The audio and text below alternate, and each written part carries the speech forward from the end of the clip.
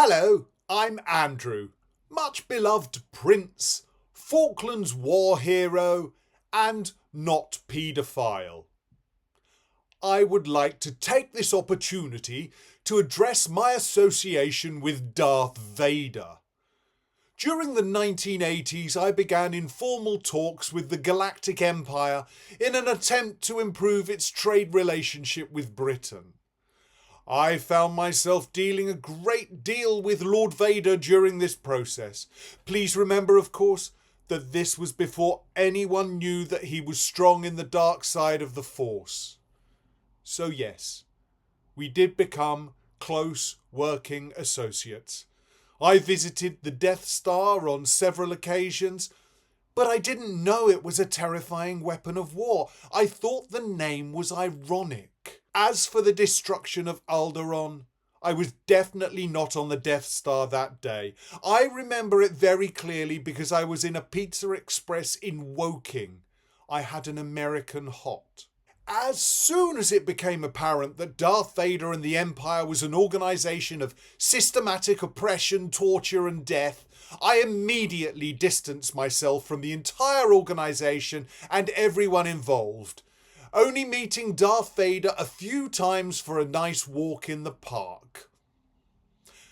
As for Sauron, well, you have to understand that in my role as trade envoy, I met a huge number of all sorts of different people, including Sauron. Well, obviously I had no idea he was hell-bent on oppressing the peoples of Middle-earth using the power of the One Ring. Yes, I visited Mordor and met a number of orcs. They seemed pleasant enough in a rough and ready sort of way. I never found my visits to Mount Doom particularly uncomfortable either because, well, I don't sweat, you see.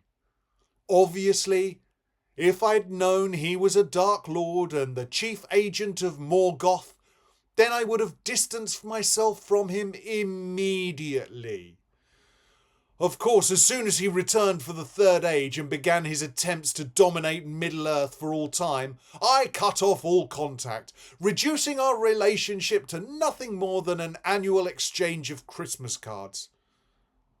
And as for Hannibal Lector, we were never particularly close. I just visited him once or twice for dinner. Very impressive cook.